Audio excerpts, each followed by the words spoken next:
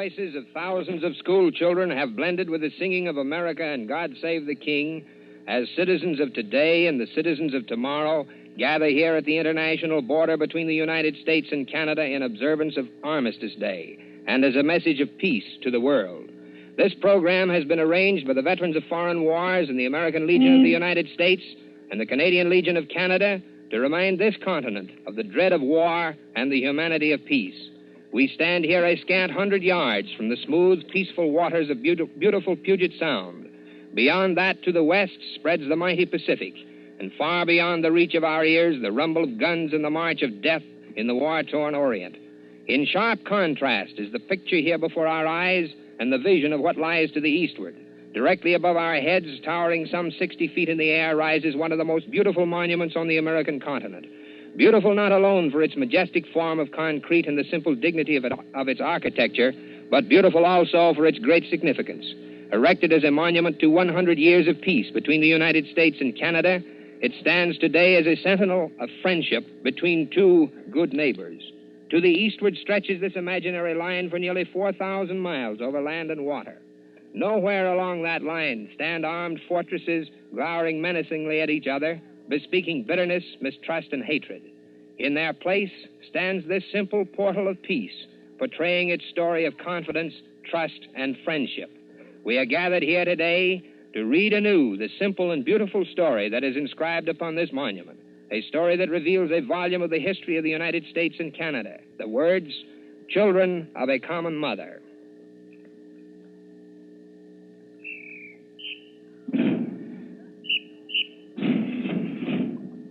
The men who fought shoulder to shoulder in the trenches across the sea in the World War are gathered here today to join their hands in peace.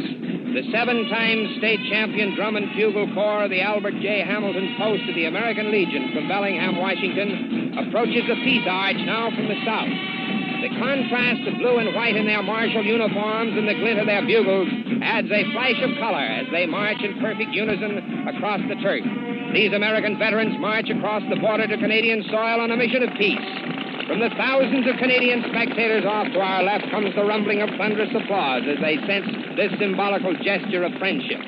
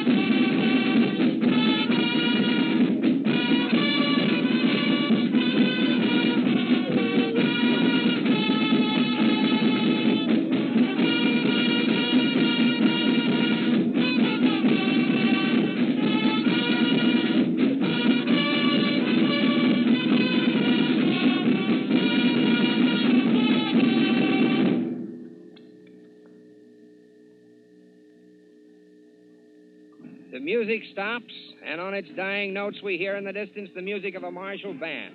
Across the border on the Canadian side, marching toward the United States, we see the swishing kilties, a flash of bare and sturdy knees, and before our eyes rises an apparition from the past. Our thoughts flash back a score of years, when similar kilties were seen above the muddy, bullet-torn fields of Flanders. Undaunted and unconquerable, the world-famous ladies from hell wove into the traditions of that disastrous conflict a story that will never die. An immortal classic of courage and bravery that rose from out of the mud and the muck of war. We see marching toward us now, however, no grim picture of death. Their approach sends no chill of fear into the hearts of those who await them. We behold no more the ladies from hell bent upon a mission of death, but the Seaforth Highlanders bent upon a mission of peace. Amid the thunderous applause reaches us from the distance, and Far down south of the border, we see again the spontaneous enthusiasm of welcome from the thousands who are gathered here for this momentous occasion. The Highlanders approach the Peace Arch and pass through it now where the members of the American Legion await to greet them. It's hands across the border.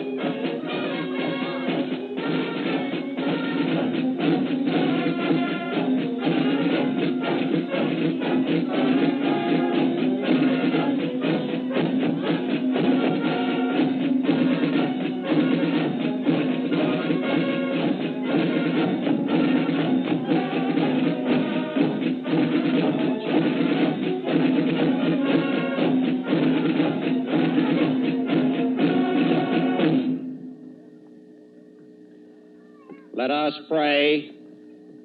Almighty God, Creator and Redeemer of all mankind, who hast set thy people apart into many nations, we beseech thee to magnify in the hearts of all men their common brotherhood in thee, and so to order the patriotism of all as to increase the love of each for other. We do thank thee for the joy of this hour, where citizens from Canada and America may meet at this Peace Arch at Blaine, Washington, in the true spirit of friendship and democracy, each desiring the welfare and goodwill of the other. Grant that this spirit of international friendship may become the spirit of the nations of the world. Grant to the rulers of the nations faith in the possibility of peace through justice. Bless the soldiers and the sailors for their swift obedience to the call of duty, but inspire them nonetheless with a hatred for war, and may they never, for love of private glory or advancement, provoke its coming.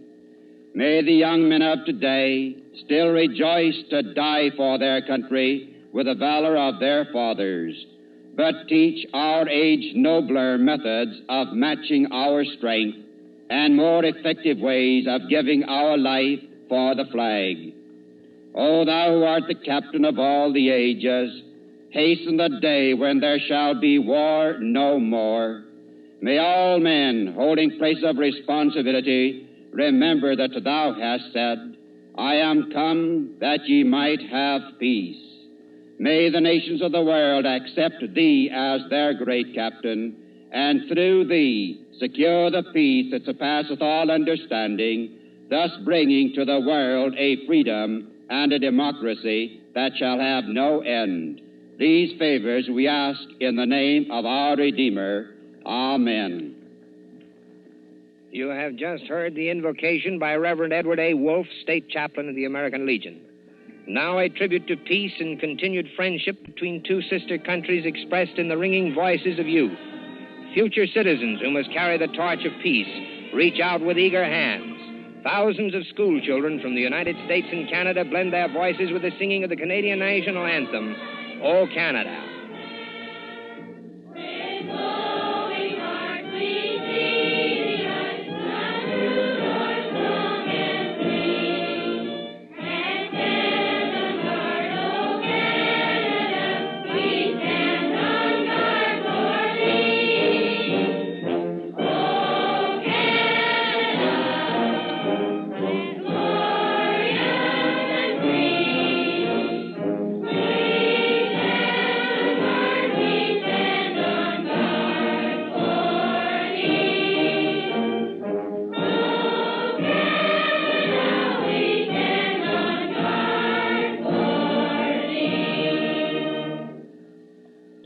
Overcast skies and occasional bursts of rain have failed to detract from the pageant which is today unfolding. From the United States and Canada have come thousands of spectators to pledge their wishes for friendship. We see them standing now with bent heads and hunched shoulders in the attitude of despair, but with faces trained upward to meet the rain.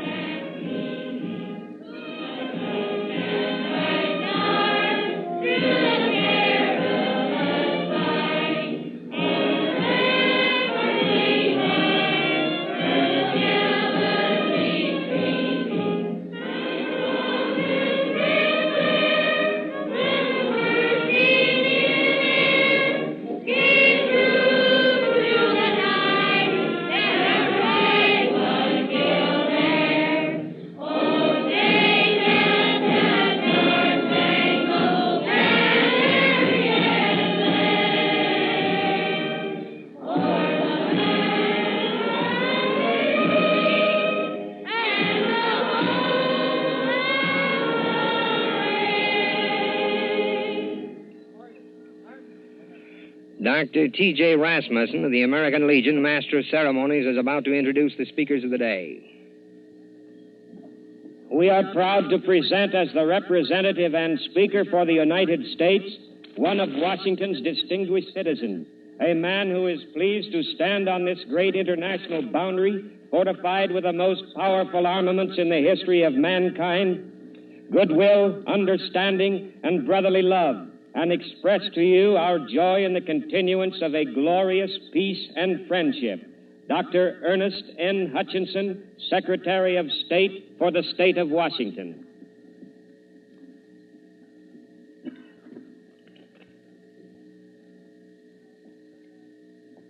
Out of the fullness of the heart, the mouth speaketh.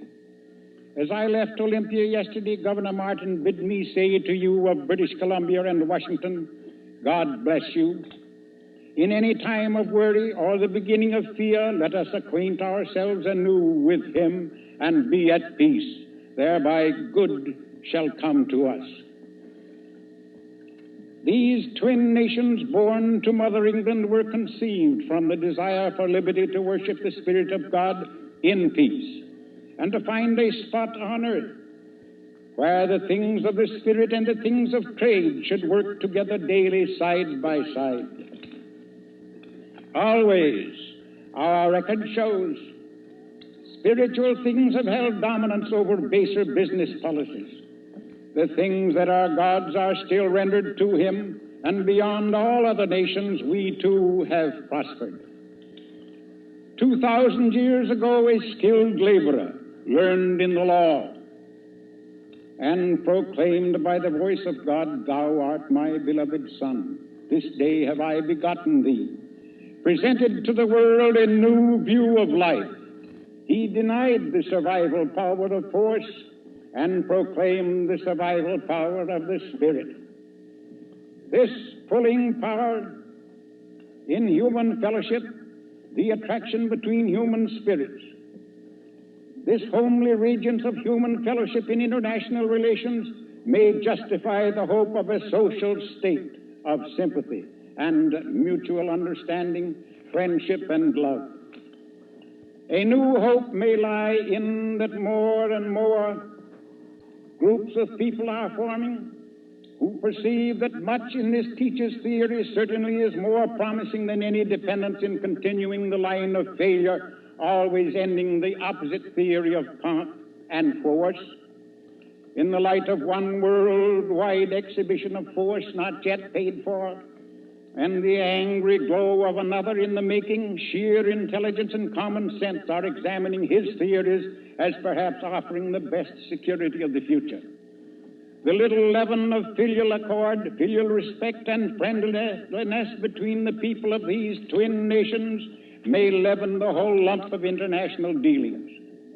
Our gain in knowledge, wisdom, and understanding, like everything else we have and are, rests upon our relations with one another. The greatest thing in the life of any single human being is other human beings. What good are any of us without the rest of us? Thank you, Dr. Hutchinson.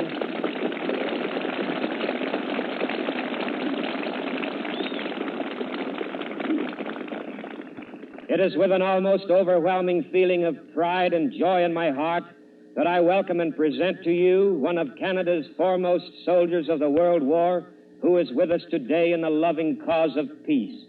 A soldier who at the expiration of the World War was commander of the 11th Canadian Infantry Brigade, was wounded in action on 3 different occasions and mentioned in dispatches 5 times, is now honorary colonel of the Irish Fusiliers of Vancouver Regiment, a companion member of the Order of Bath, of the Order of St. Michael and St. George, and of the Distinguished Service Order, Brigadier General Victor W. Odlum of Canada.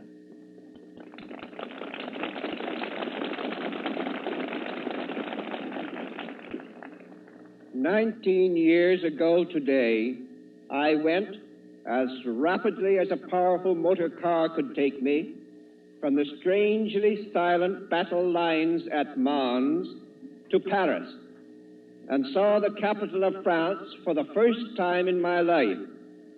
I saw it when it was mad with joy. Hundreds of thousands of people laughing and dancing in the streets. And the frenzy that had seized Paris had seized hundreds of other cities and towns throughout the world. Scores of millions of people laughed and sang and cried. Why? Because they had suddenly won, by desperate struggle, what you and we have enjoyed for a century and a quarter: peace.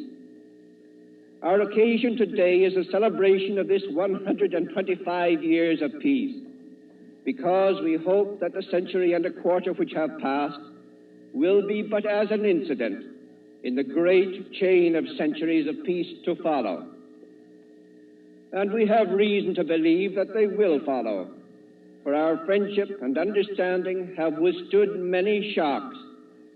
Like other peoples in this very human world, we have had our causes for deep concern.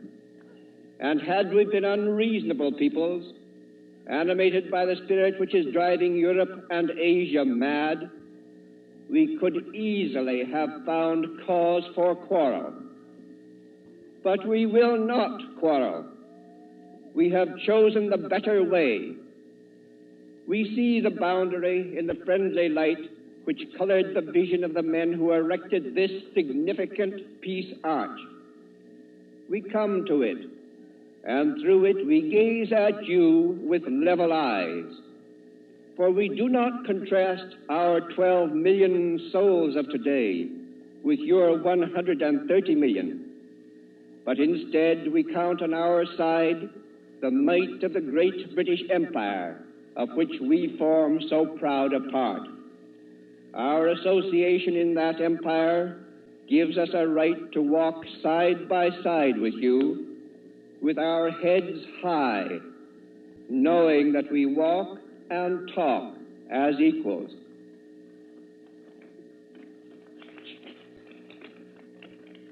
As this day of all days stands for peace, there is one thing we must not forget. We are at peace. The last time we fought, we did not fight against each other, but we fought side by side. When our boys, already veterans, greeted your boys in France, they saw men like themselves coming to strengthen their lines. The eager, smiling eyes and the splendid physiques of your battalions brought comfort to ours. But Americans, even today, scarcely know the comparatively great effort then put forth by Canadians. Had you matched us man for man, and broken heart for broken heart, according to your great strength, you would have sent over 6 million men to France, and you would have mourned by the side of over 600,000 graves. We were comrades then, glad, wholesome, vigorous comrades. And we are comrades now. Through millions of our veins flows common blood, and the stream is widening with the annual import and export of brides and grooms. The chains which bind are as the sands of the sea in number. The incidents which divide are few and scattered. You are big and powerful, more powerful than any other country which has ever existed since time began. But in spite of your strength, we have no fear of you, for we have an abiding faith in your friendship. Once a year, we come to talk peace, but 365 days a year, year in and year out, we both practice peace.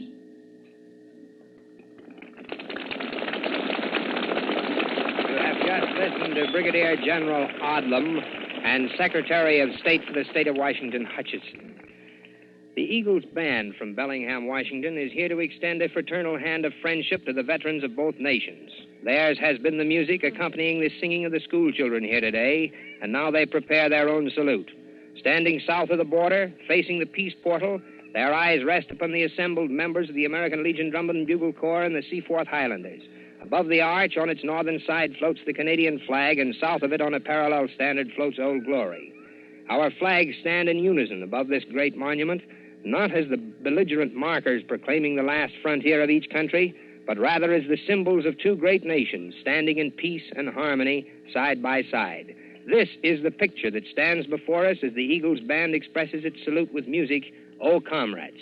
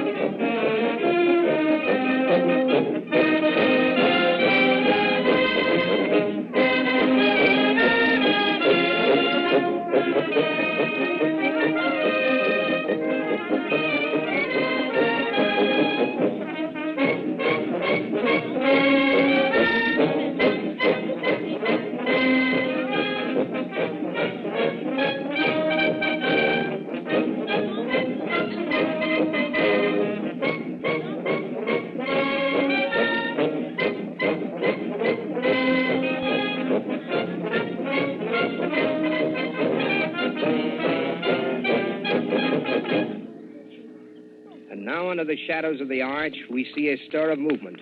The representatives of the United States and Canada have pledged their faith, The American Legion Drum and Bugle Corps and the Seaforth Highlanders prepare to march back to their respective countries, carrying with them a renewed determination that the dawn of peace 19 years ago shall not fade into the darkness of war in the year ahead. 1 year from today, God willing, we shall meet again at this appointed spot and pledge anew our tribute to a friendship which, after 123 years, remains still in its infancy. Now the music of the Drum and Bugle Corps as they return from their mission of peace upon foreign soil.